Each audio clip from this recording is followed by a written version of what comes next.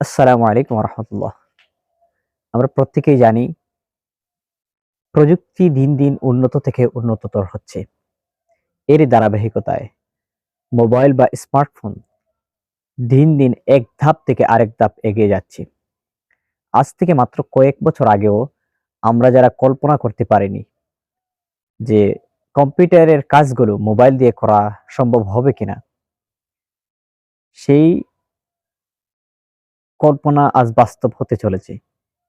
মাত্র 2 থেকে 3 বছরের ব্যবধানে এখন কম্পিউটারে 70 থেকে 80 ভাগ কাজ মোবাইল দিয়ে করা সম্ভব। অনেকে অবাক হতে পারেন যে এটা কিভাবে সম্ভব হবে। কম্পিউটারে যে সফটওয়্যারগুলো আমরা ব্যবহার করি, যেমন Microsoft Word, Microsoft Excel, PowerPoint, access, এই সফটওয়্যারগুলোর ভার্সন এখন মাইক্রোসফট মোবাইলের জন্য অর্থাৎ অ্যান্ড্রয়েডের জন্য এবং আইফোনের জন্য iOS ভার্সন তারা তৈরি করেছে। এগুলোর মাধ্যমে আপনি কম্পিউটারের মতোই মোবাইলে কাজ করতে পারবেন। এছাড়াও গুগল ডক, গুগল শিট এবং গুগল স্লাইড দিয়েও আপনি মোবাইলে কাজ করতে পারেন, যেগুলো মাইক্রোসফট ওয়ার্ড, এক্সেল, পাওয়ার পয়েন্টের পরিবর্তে কাজ করা যায়।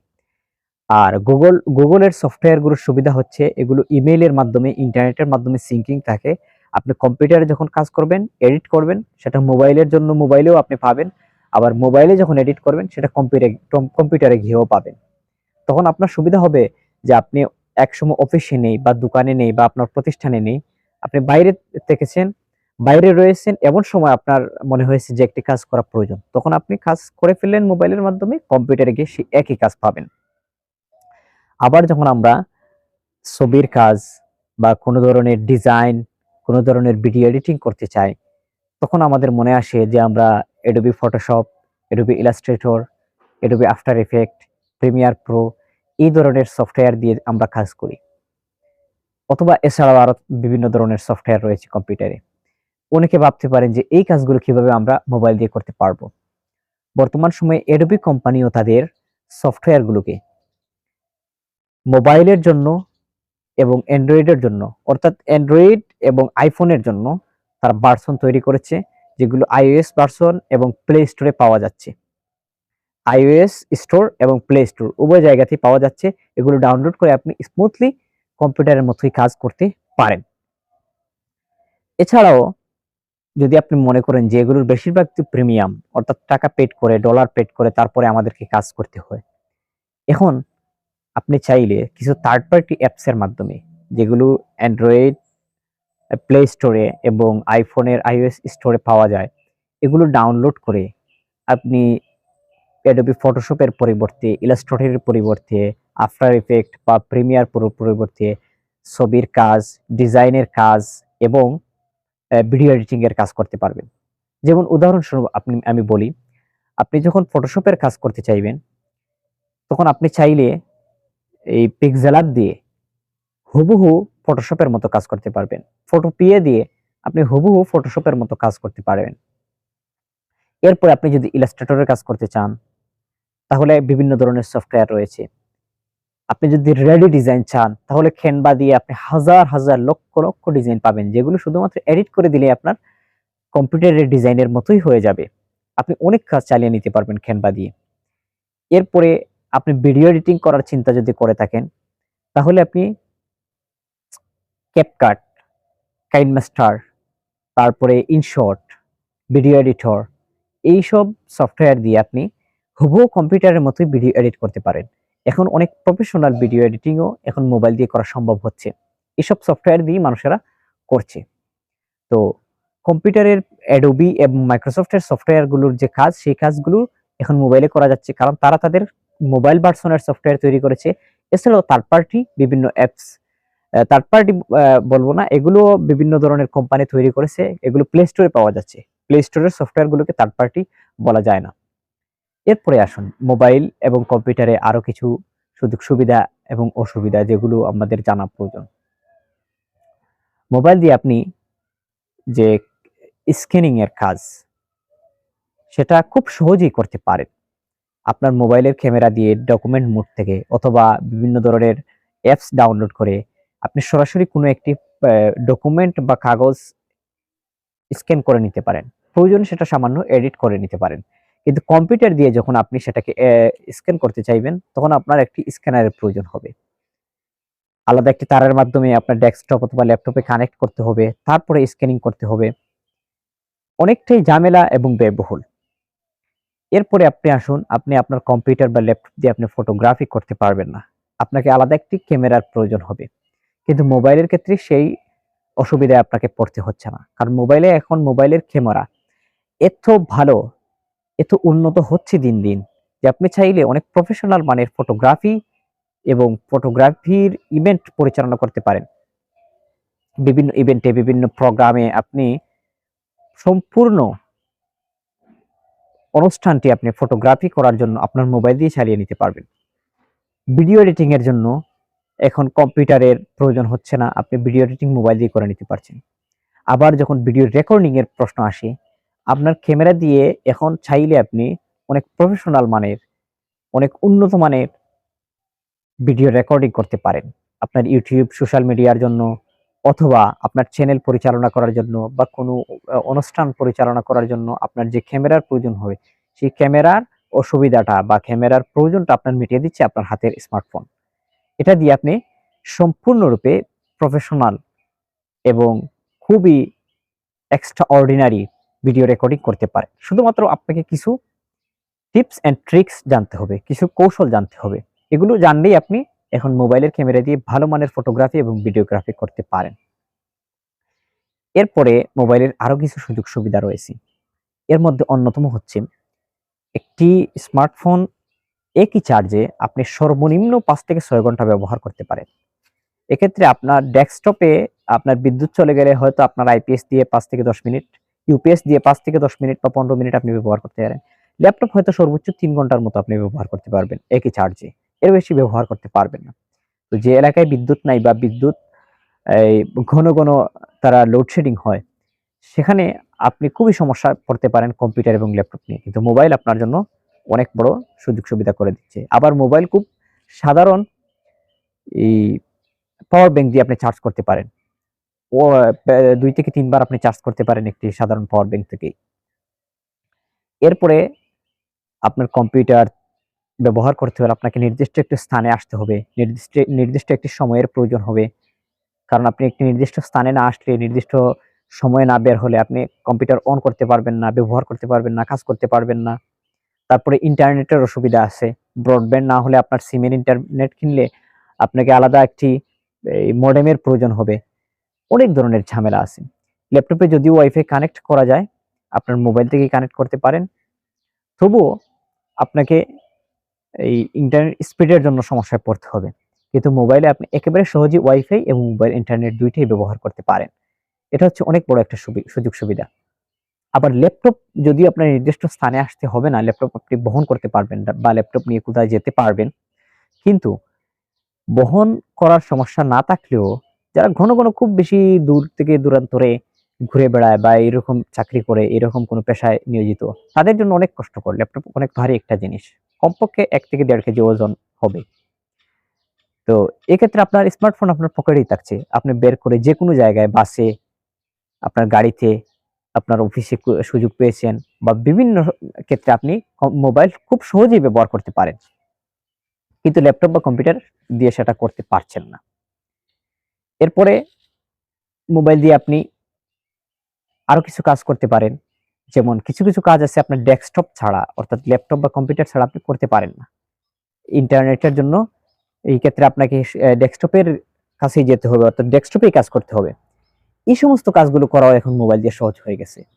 আপনি যখন কোন একটি ব্রাউজার ব্যবহার করবেন, মজিলা ফায়ারফক্স হোক বা গুগল ক্রোম হোক, এইসব সফটওয়্যারে বা এইসব ব্রাউজারে আপনি 3 ডট আইকন থেকে ডেস্কটপ মোড করে দিলেই আপনি কম্পিউটারের মতো হুবহু স্ক্রিন দেখতে পারবেন এবং সেখানে কাজ করতে পারবেন। যেসব কাজ মোবাইল ভার্সনে হয় না, সেগুলো আপনি ডেস্কটপ মোড করে করে নিতে পারবেন।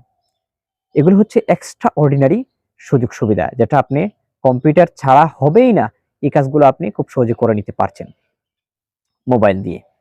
এরপরে আপনি মোবাইল দিয়ে সোশ্যাল মিডিয়া পরিচালনা করার জন্য আপনার ফেসবুক, ইনস্টাগ্রাম, টুইটার, এই ধরনের সোশ্যাল মিডিয়া পরিচালনা করার জন্য আপনাকে মোবাইলে খুব সহজেই কিছু সফটওয়্যার পেয়ে যাবেন, যে সফটওয়্যারগুলো ব্যবহার করলে আপনি একেবারে ইজি ভাবে আপনি এই সোশ্যাল মিডিয়াগুলো ব্যবহার করতে পারেন।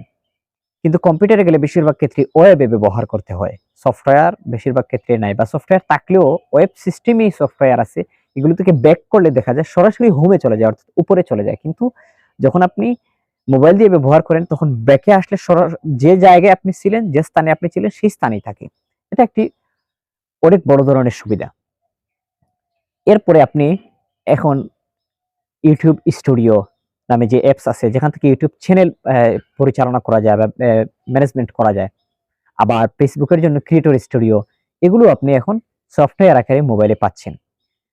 অর্থাৎ এখান থেকে আপনি আপনার চ্যানেল এবং পেজ ম্যানেজ করতে পারছেন, এখান থেকে কন্টেন্ট আপলোড করতে পারছেন, কন্টেন্টগুলোকে এসইও করতে পারছেন। এর মাধ্যমে আপনি সোশ্যাল মিডিয়ার কন্টেন্ট ক্রিয়েট করে ভালো মানের একটি আয়ের ব্যবস্থা করতে পারেন, ভালো মানের একটি ব্যবসা দাঁড় করাতে পারেন। এখান থেকে আপনি পণ্য বিক্রি করতে পারবেন, অনেক কিছু করতে পারবেন। এরপরে আসুন আমরা চিন্তা করি যে এই কাজগুলো তো শিখলাম, এখান থেকে আমরা ইমেল করতে পারবো, এখান থেকে সোশ্যাল মিডিয়া ম্যানেজমেন্ট করতে পারবো, এখান থেকে ভিডিও এডিটিং করতে পারবো, ফটোগ্রাফি করতে পারবো, ফটো এডিট করতে পারবো, ভিডিও এডিট করতে পারবো। এইসব সুযোগ সুবিধা আমরা পাবো। কিন্তু এইসব কাজ শেখার পরে কম্পিউটার দিয়ে তো আর্নিং এর ব্যবস্থা করা যায়, ফ্রিল্যান্সিং করা যায়। তাহলে আমরা মোবাইল দিয়ে কি এগুলো করতে সক্ষম হব? হ্যাঁ, সক্ষম হবেন। ফ্রিল্যান্সিং এর জন্য যেসব সাইট আছে, যেসব মার্কেট প্লেস আছে, যেমন ফাইবার, আপওয়ার্ক, guru.com, freelancer.com, এই সমস্ত সাইট তারা তাদের অ্যাপস তৈরি করেছে মোবাইলের জন্য। আপনি চাইলে এই সমস্ত অ্যাপস গুলো মোবাইলে ডাউনলোড করে, ইনস্টল করে, এখানে অ্যাকাউন্ট তৈরি করে আপনি এখান থেকে আয় করতে পারবেন। এখানে আপনি বিড করতে পারেন, এখানে আপনি গিগ তৈরি করতে পারেন, এখান থেকে কাজ করে আপনি আর্নিং করতে পারেন। এখন তারা মোবাইলের জন্য অ্যাপস তৈরি করেছে এবং এটা আপনাকে সুযোগ সুবিধা দিচ্ছে যে এখান থেকে আপনি আর্নিং করতে পারেন, অর্থাৎ মোবাইল দিয়ে আপনি কাজ করতে পারবেন। এরপরে আপনি কনভার্ট করার জন্য, অর্থাৎ পিডিএফ থেকে জেপিজি, জেপিজি টু পিডিএফ, তারপরে আপনার এক্সেল টু, অর্থাৎ ডক থেকে আপনাকে এক্সেল ফাইল, এক্সেল ফাইল থেকে আপনাকে ডক, এরকম কিছু কনভার্টিং আমাদের করতে হয়। তো আমরা অনেকেই মনে করি সেটা কম্পিউটার ছাড়া সম্ভব নয়। এখন মোবাইলেও এক্সট্রা কিছু সফটওয়্যার পাওয়া যায়, আবার কখনো কখনো ওয়েবসাইটের মাধ্যমে গুগল ক্রোম বা মজিলা ফায়ারফক্স এর মাধ্যমে সার্চ দিয়ে কিছু কিছু ওয়েবসাইটের মাধ্যমে আমরা এরকম কনভার্টিং এর কাজ করতে পারি। অতএব আমাদের এই পিছিয়ে পড়ার বা আটকে থাকার মতো কোনো কারণ নেই। আমরা একটু চেষ্টা করলে, ইচ্ছা করলে এই কাজগুলো করতে পারি। এখন মোবাইল এবং কম্পিউটারের কিছু সুবিধা এবং অসুবিধা আপনাদেরকে বলবো। আমরা যখন কাজ করতে যাব তখন আমাদের কিছু অসুবিধার মধ্যে পড়তে হবে মোবাইলে, আবার কম্পিউটারে কিছু অসুবিধার মধ্যে পড়তে হবে।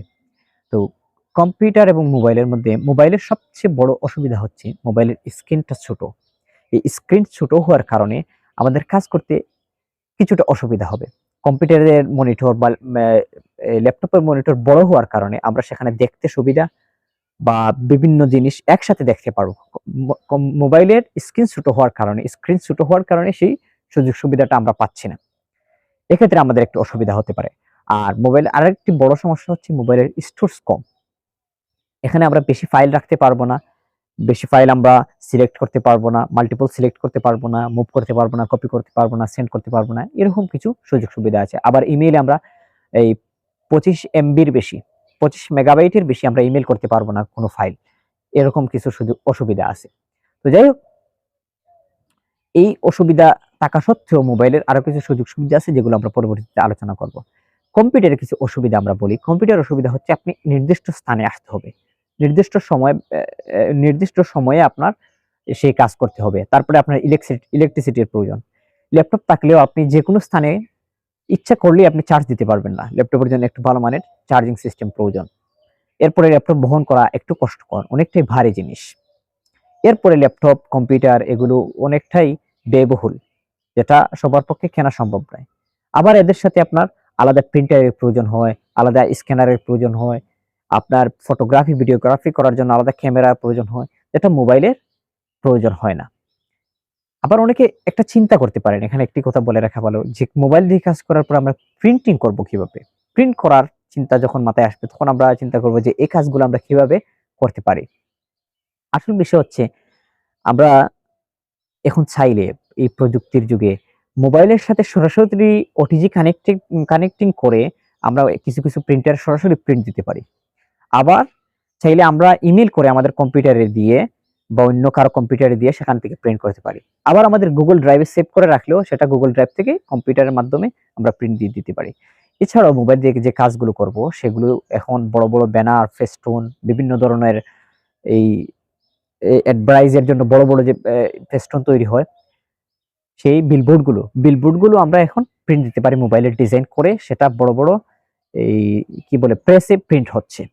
তো সুতরাং এখান থেকেও আমরা বুঝতে পারি যে মোবাইলে আসলে পিছিয়ে থাকার মতো কিছু নেই। এরপরে আসুন মোবাইল এবং কম্পিউটারের সুযোগ সুবিধাগুলো। কম্পিউটার সবচেয়ে বড় সুবিধা হচ্ছে স্ক্রিন বড়, এখানে আপনি খুব সহজে দেখতে পারেন। আবার মাল্টিপল ফাইল সিলেক্ট করতে পারেন, মুভ করতে পারেন, কপি করতে পারেন, সেন্ড করতে পারেন। এগুলো হচ্ছে কম্পিউটারের সুবিধা। তারপরে ভিডিও এডিটিং এর জন্য এক্সট্রা লেভেলের খুব হাই গ্রাফিক্স প্রয়োজন হয়, সেটা আপনি কম্পিউটারে পাবেন খুব সহজেই, সেটাকে আপনি লাগিয়ে দিতে পারবেন একটি গ্রাফিক্স কার্ড। মোবাইলে হয়তো একটু নর্মাল মোবাইল হলে সেটা খুব সহজে আপনি করতে পারবেন না। এরকম কিছু অসুবিধা আছে মোবাইলে, কম্পিউটারে এই সুযোগ সুবিধাগুলো আপনি পাচ্ছেন। কিন্তু আপনি চাইলে, আপনি একটু ইচ্ছা করলে আপনি মোবাইলের মাধ্যমে কম্পিউটারের সব কাজগুলোই করতে পারেন, শুধু প্র্যাকটিসের উপরে নির্ভর করবে, শুধুমাত্র আপনার চর্চার উপরে নির্ভর করবে। আপনি যদি চর্চা করেন, অভ্যাস করে ফেলেন, তাহলে দেখবেন একসময় আপনার কম্পিউটার ভালো লাগবে না, মোবাইল দিয়ে আপনার সব কাজ করতে ইচ্ছে করবে। কারণ এটা সহজ, এটা ইজি। আপনি শুয়ে শুয়ে এটা কাজ করতে পারেন, বসে বসে কাজ করতে পারেন, বিদ্যুৎ না থাকলেও কাজ করতে পারেন। আপনার ওয়াইফাই বা ইন্টারনেট ব্রডব্যান্ড না থাকলে আপনি মোবাইলের ইন্টারনেট দিয়ে, সিমের ইন্টারনেট দিয়ে তখন আপনি কাজ করতে পারেন। অনেক ধরনের সুযোগ সুবিধা আছে। এরপরে আপনি শুধুমাত্র বাসায় বসে থাকতে হচ্ছে না, এক স্থানে বসে থাকতে হচ্ছে না, একটি নির্দিষ্ট সময়ের প্রয়োজন হচ্ছে না, যে কোনো টাইমে আপনি কাজ করতে পারেন। সবচেয়ে বড় বিষয় হচ্ছে ডিজিটাল মার্কেটিং এর যে দুনিয়া, এই দুনিয়ায় সবচেয়ে বেশি এগিয়ে আছে মোবাইলের কাজগুলো। মোবাইল দিয়ে যে কাজগুলো করবেন সেগুলো খুব সহজে আপনি ডিজিটাল মার্কেটিং এর মাধ্যমে ডিজিটাল মার্কেটিং এ কাজে লাগাতে পারবেন। তো আশা করি আপনারা বুঝতে পেরেছেন। আমাদের এই কথাগুলো বলার উদ্দেশ্য হচ্ছে আপনারা মোবাইল দিয়ে, হাতের মোবাইলটি দিয়ে কাজ শেখার চেষ্টা করেন। এতে কি হবে, আপনাদের ব্যক্তিগত জীবনে অনেক কিছু সহজ হবে, অনেক কিছু আপনাদের কাজে লাগবে। আপনাদের প্রাতিষ্ঠানিক ক্ষেত্রে বা আপনাদের প্রফেশনাল ক্ষেত্রে অনেক কিছু কাজে লাগবে। আবার আপনি এগুলো দিয়ে আর্নিং এর ব্যবস্থা করতে পারেন। যদি আপনার মনে হয় না মোবাইল দিয়ে একটু কষ্টকর হচ্ছে, তাহলে কিছু টাকা আর্নিং করার পরে আপনি সেটা দিয়ে ল্যাপটপ বা ডেস্কটপ কিনে নিতে পারেন। তো মূল বিষয়টা হচ্ছে আমরা এখানে এই চ্যানেলের মাধ্যমে ধারাবাহিকভাবে আমাদের মোবাইল দিয়ে যেসব কাজ করা যায় সেই কাজগুলো ধারাবাহিকভাবে আমরা ভিডিও আকারে একটি একটি করে দেব।